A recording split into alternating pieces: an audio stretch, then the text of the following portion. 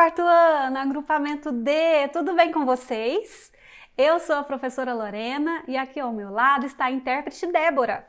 E hoje, em nossa aula de História integrada à língua portuguesa, falaremos sobre alguns meios de comunicação, das cartas às mídias sociais.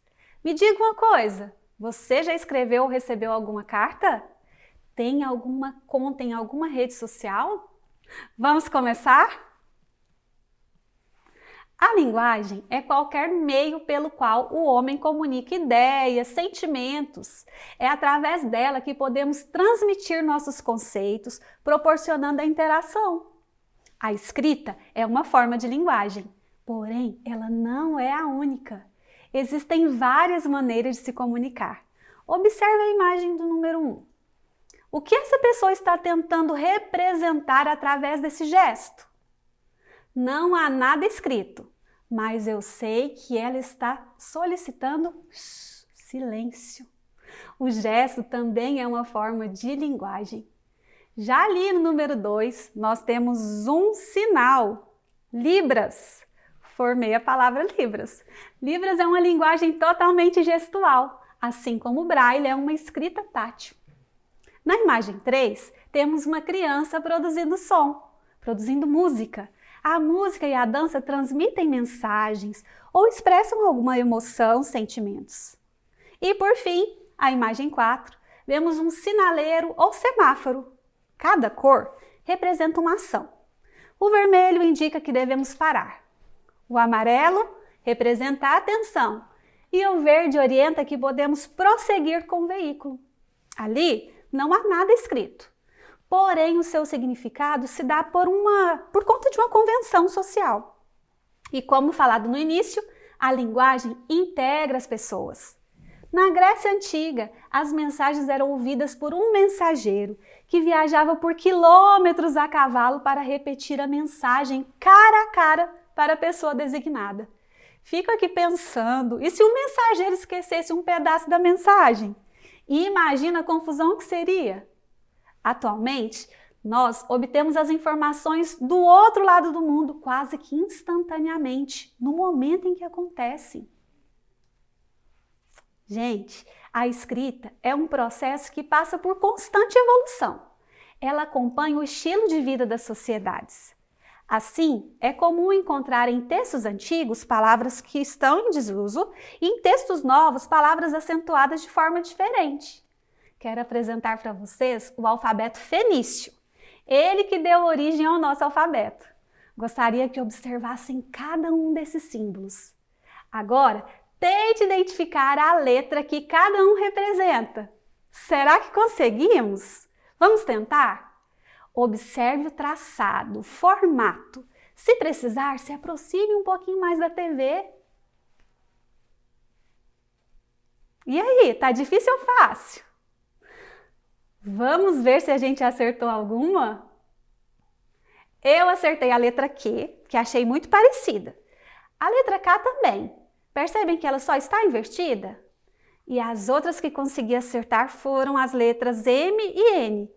O restante, eu errei todas, eu assumo. Pessoal, o mundo é ligado pelos meios de comunicação.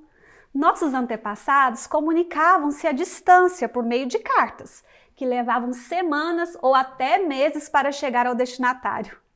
Hoje, nos comunicamos principalmente por meio de palavras escritas e faladas, por carta, por telefone e por computadores ligados à internet, que nos possibilitam até ver imagens ao vivo. Quando os portugueses chegaram aqui, pela primeira vez, há mais de 500 anos, escreveu-se uma carta ao rei de Portugal, com notícias das terras brasileiras.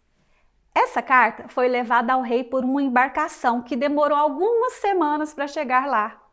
Você já imaginou se na época houvesse telefone ou internet? Você já está acostumado a usar o telefone, a televisão, a internet, não é mesmo? Imagina como seria a sua vida sem tudo isso. Seria impossível a comunicação imediata com pessoas distantes de nós. Falando especificamente do primeiro documento escrito na história do Brasil, apresento a vocês a carta de Pero Vaz de Caminha. Quando lemos, percebemos em suas linhas a escrita da época.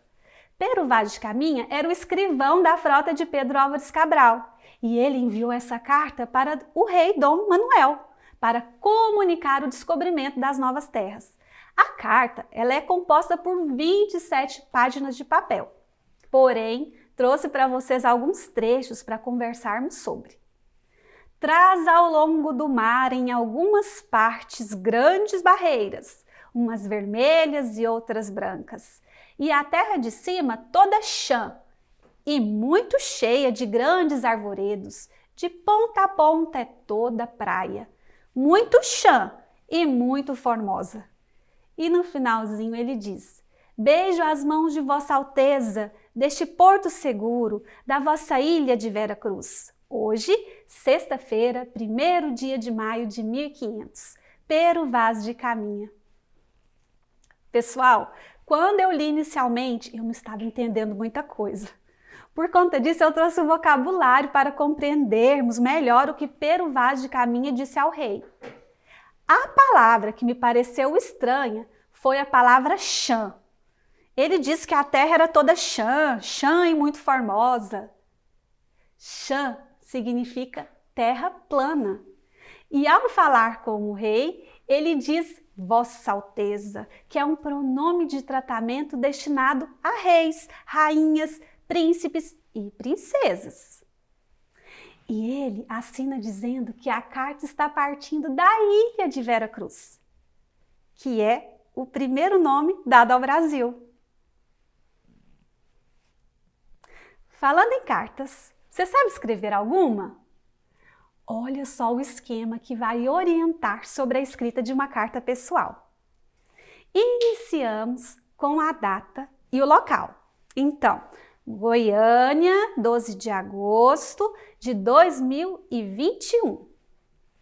Logo em seguida está escrito Débora, que é o nome do destinatário, ou seja, a pessoa que irá receber a carta. Logo após, tem uma saudação inicial. Olá, espero que esteja bem. Esses pontinhos que coloquei é o corpo da carta, ou seja, o assunto que será descrito. Ao final, um grande abraço, que é uma expressão de despedida, e a minha assinatura, que é a assinatura do remetente, de quem está enviando a carta. Débora! Daqui uns dias essa carta vai chegar para você. Combinado? As cartas continuam sendo entregues aos destinatários, mas no mundo de hoje há outros serviços de telecomunicações que agilizam a troca de mensagens entre as pessoas. O correio eletrônico, conhecido como e-mail, e as mensagens eletrônicas enviadas por aplicativos no celular são formas instantâneas de comunicar, enviando textos, áudios, músicas, imagens e vídeos para um ou mais destinatários. Estejam eles próximos ou até em outros continentes. No entanto, ainda não são todos os cidadãos no Brasil e no mundo que têm acesso de qualidade a eles. Lugares mais distantes dos grandes centros urbanos acabam sendo prejudicados, pois o fornecimento desses serviços torna-se mais caro, o que impossibilita o seu uso por parte da população. Mais da metade da população com mais de 10 anos, isso é 102,1 milhões de pessoas, acessam a internet. No entanto, isso não significa que o serviço esteja igualmente disponíveis para todos, pois os dados concluíram que quanto maior a renda e escolaridade da família, maior o acesso ao serviço de telecomunicação. Olha só esses gráficos que ilustram o que a gente acabou de falar. O primeiro gráfico é por renda. De verde, destaca as pessoas que ganham mais de 10 salários mínimos. E de laranja, as pessoas sem rendimento, ou que ganham até 1/4 do salário mínimo, que têm acesso à internet. Gente, olha a diferença de porcentagem. Com certeza, quem tem acesso são quem ganha mais de 10 salários mínimos. As pessoas com até 1/4 do salário mínimo ficam ali, em uma porcentagem mais baixa. E por tipo de escola? 97,3% de alunos da rede privada acessam a internet. Já a rede pública é 73,7%. Isso ficou mais evidente durante a situação de pandemia. Algumas pessoas não puderam acompanhar as aulas por falta de acesso à internet. E isso gera uma exclusão digital. Sendo que a educação, a cultura, a ciência e a tecnologia são direitos essenciais e devem ser garantidos a todos, independente de classe social. E hoje, quais são os meios de comunicação mais utilizados por você? Já que agora percebemos o quanto a internet, os meios de comunicação se tornaram mais ágeis na busca e transmissão de informações, temos que ressaltar algo. A internet é muito legal, mas não podemos deixar de falar que ela também pode ser perigosa. Assista ao vídeo e fique atento às dicas de segurança necessárias para a sua proteção.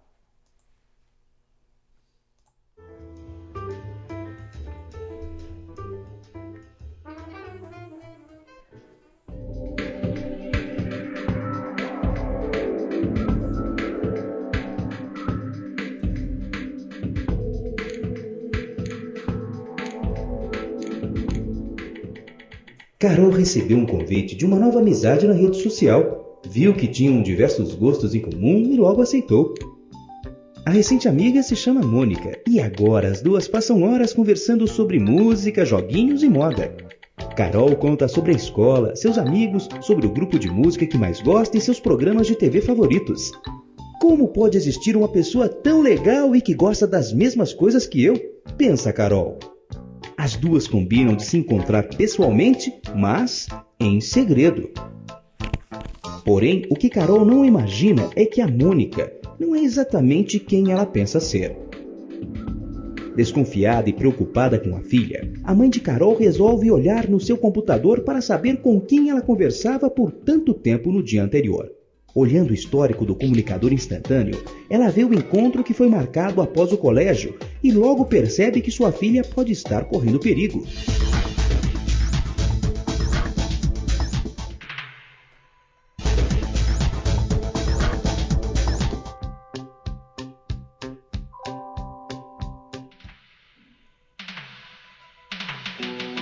A mãe de Carol chega a tempo de evitar uma tragédia.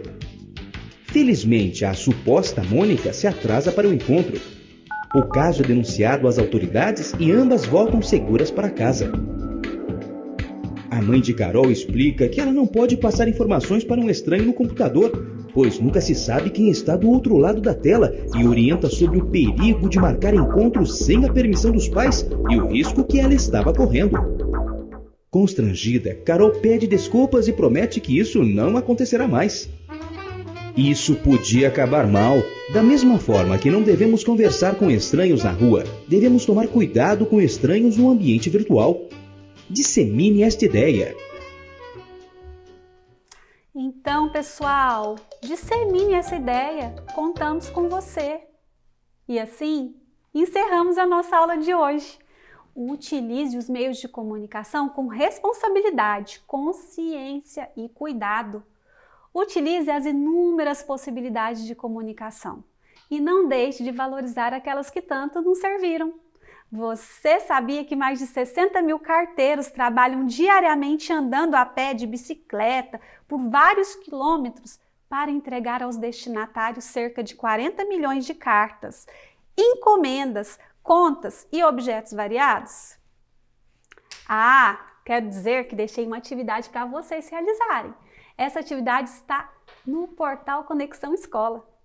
Acesse e realize com bastante empenho. Conto com você. Muito obrigada pela companhia e pela presença. Bons estudos!